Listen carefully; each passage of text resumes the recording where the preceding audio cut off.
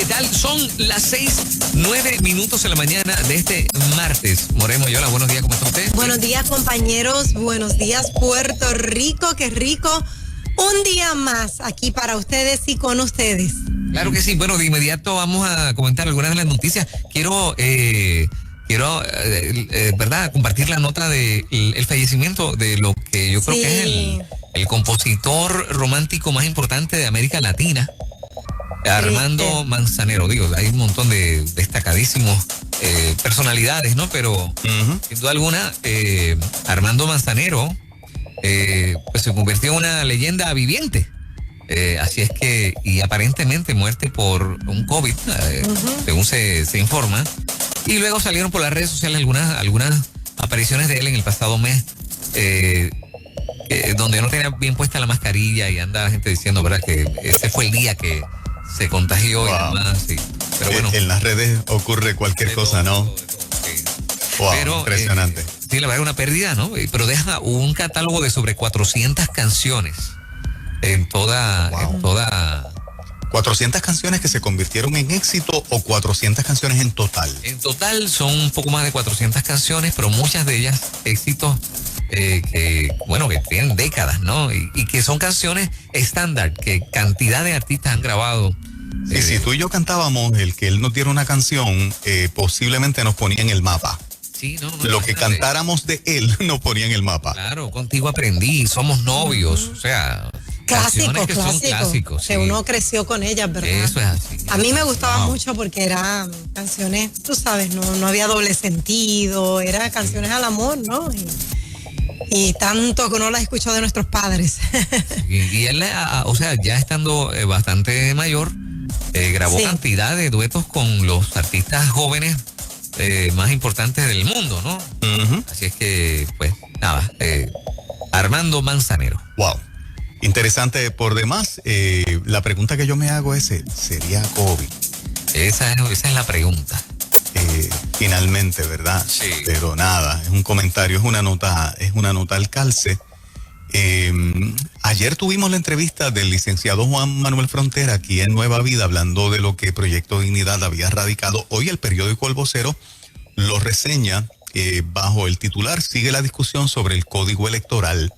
Proyecto Dignidad pide que se declare inconstitucional uno de los postulados de la ley y añade parte de prensa: los comisionados electorales tienen hasta las 5 de la tarde de hoy para responder a las mociones de desestimación presentadas por la Comisión Estatal de Elecciones y por el Partido Nuevo Progresista en relación con la demanda incoada por Proyecto Dignidad. Esta colectividad solicita que el Tribunal de San Juan declare inconstitucional el artículo 6.1 del Código Electoral porque alteró las condiciones para que un partido político pueda retener su franquicia electoral después de las elecciones del 2020. Así que Victoria Ciudadana tiene hoy hasta las 5 y los demás partidos políticos de expresarse en torno a esta demanda que Proyecto Dignidad radica.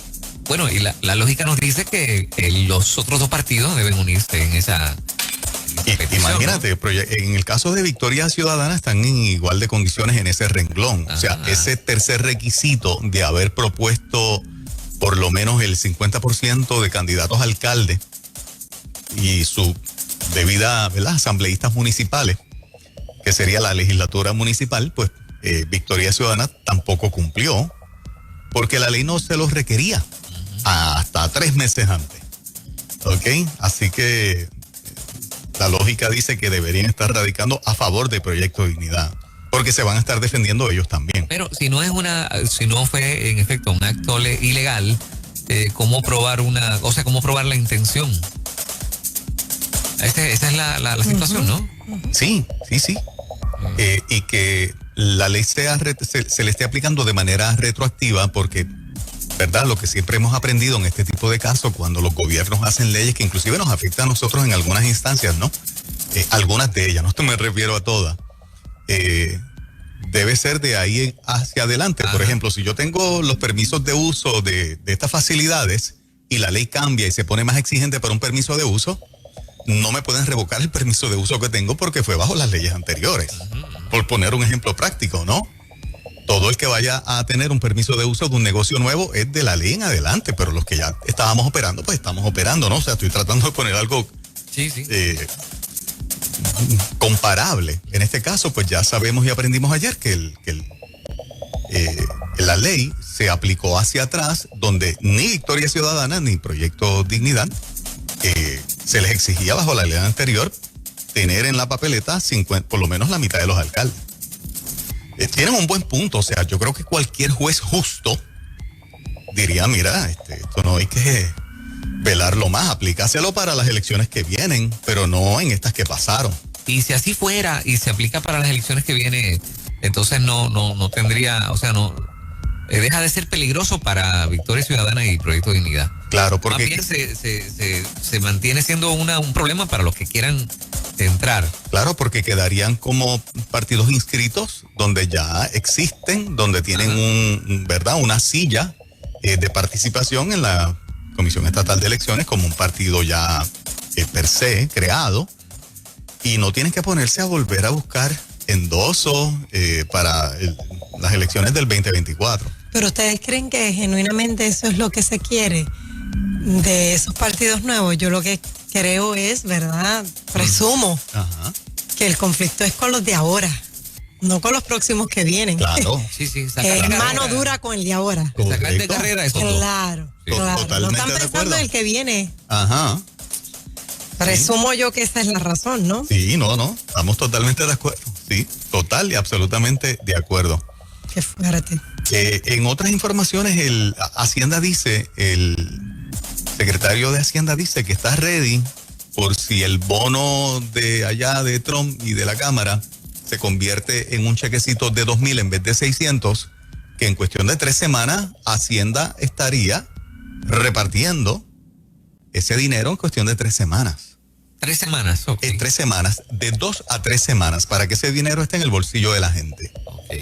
Que la experiencia esta anterior ya tienen el sistema, ¿verdad? Set para que esta ayuda llegue de manera inmediata a la gente y que 2.8 millones de puertorriqueños reciban ese cheque.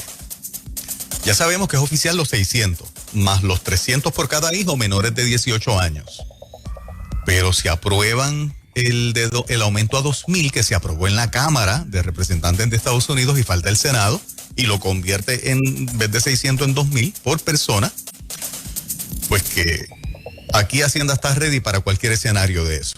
O sea, que finalmente lo que habían dicho que no estaba aprobado, pues no, se abre una ventana de posibilidades. Para el de 2,000. Para el de 2,000, porque ya habían dicho que finalmente no estaba aprobado. Pero se abre una ventana de posibilidad porque la Cámara lo aprobó. Lo acabo de leer ahora en el vocero. Ok.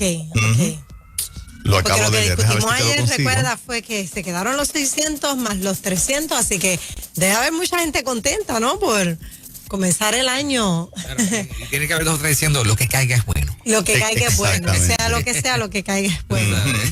No, y en efecto hay mucha gente que lo ha perdido, ¿verdad? Prácticamente todos los ahorritos que tenían se les han ido, aquellos que han tenido que cerrar lugares de empleo, pues sabemos que es complicado. Eso es así. Bueno, entonces, o sea que la mitad de enero debería estar llegando lo que sea que vayan a mandar. Contestando el comentario de la compañera, mira, hace 10 minutos en el vocero, en el vocero digital, hace 10 minutos publicado, actualizado hace 10 minutos. La Cámara de Representantes de Estados Unidos aprobó anoche aumentar a 2,000 la cantidad que le podría llegar a las personas como parte del nuevo plan de estímulo por la pandemia del COVID-19. Según avalado por el presidente Trump, para hoy está pautada su consideración en el Senado. ¿Ves que está vivo todavía los 2,000? Ok. A ver si dan paso a los 2,000. Sigue la lucha, así que ojalá que sí. Si no son 2,000, ¿son cuántos? 900, 600 por un lado y los 300 para los Para hijos. los que tienen hijos, para los que son solitos hijos. Serían 600, nada más. Ok, bueno, vamos a estar pendientes a ver qué pasa. Así que interesante lo que sigue pasando. Yo comentaría por encimita, Fernando, lo que te encontraste de PayPal. Sí, a mí me mandaron 2 o 3 pesos por PayPal ayer y cuando lo voy a alar para la cuenta de banco, pues me topé con un anuncio dentro de la cuenta.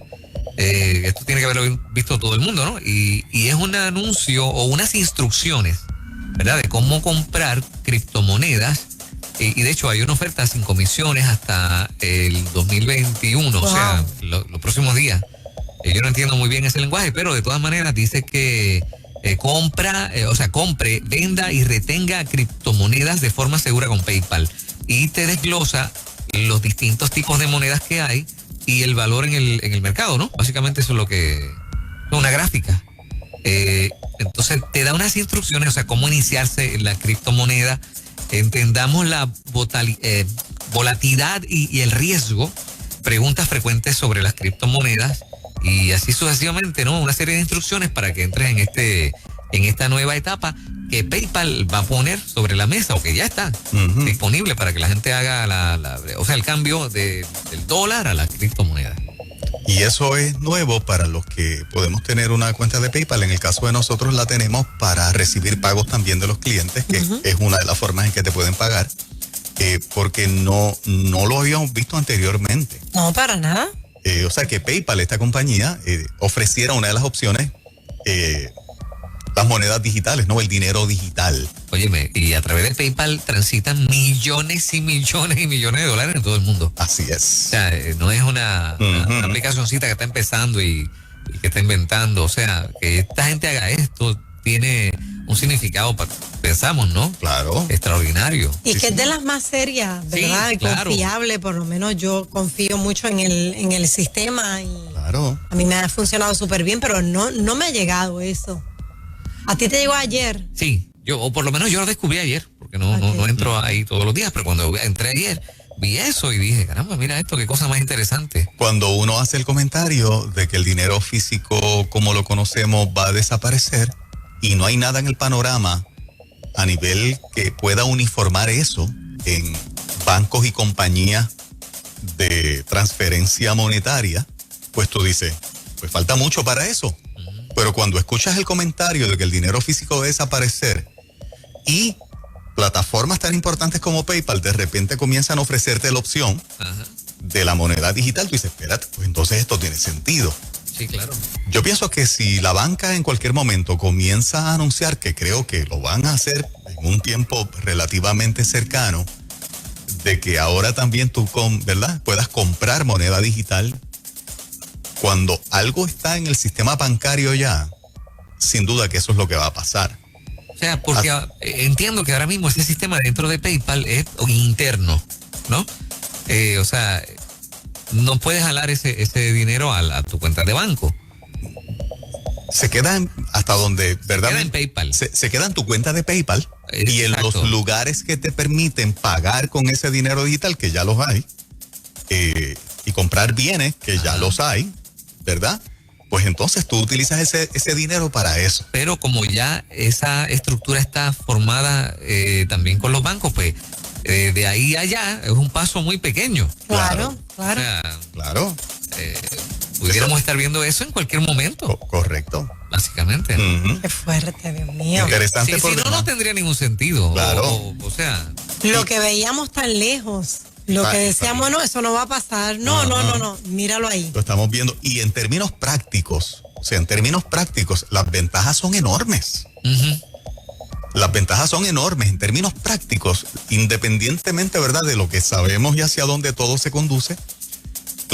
¿Cuándo se te pierde una cartera a ti? Cada rato. ¿Cuándo se te queda el dinero en tu casa? Cada rato, para los que manejan efectivo. Que te roban. Exacto. Claro. Para un país donde la economía subterránea es parte de la orden del día, pues para los países esto va a ser, mira, acabamos con todo el billete que corre por debajo. Sí.